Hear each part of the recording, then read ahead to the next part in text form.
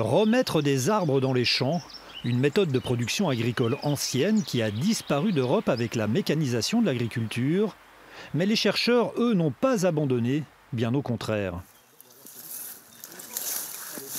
Voilà des arbres qui sont avantagés par la culture. La culture les entretient, leur apporte de l'azote et du coup ils poussent très très bien.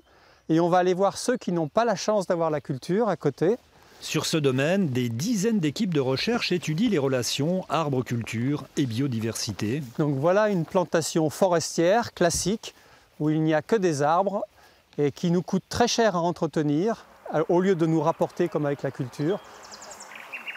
Depuis presque 25 ans, nous étudions ces cultures et on observe qu'elles se débrouillent très très bien avec les arbres. Mais jusqu'à présent, les arbres étaient encore petits. Donc on pouvait dire que ça va être délicat quand ils seront plus gros.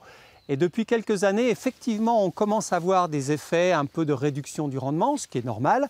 Mais on voit aussi des effets positifs, donc peut-être de protection des cultures contre les accidents climatiques, contre la sécheresse, contre les trop fortes températures.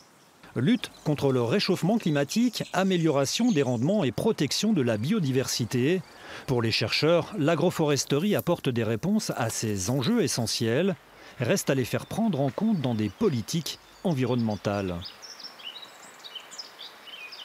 La Commission européenne a été conviée, évidemment, ainsi que des représentants du gouvernement français et d'autres gouvernements européens.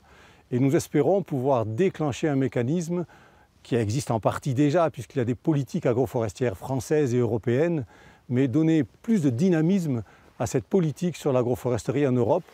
C'est donc tout l'enjeu de ce rendez-vous mondial à Montpellier, le premier en Europe.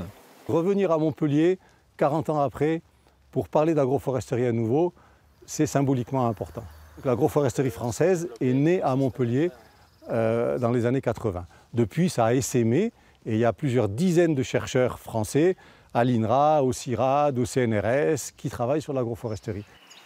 Lancement du congrès dimanche 19 mai par une journée spéciale pour le public avec ateliers et rencontres.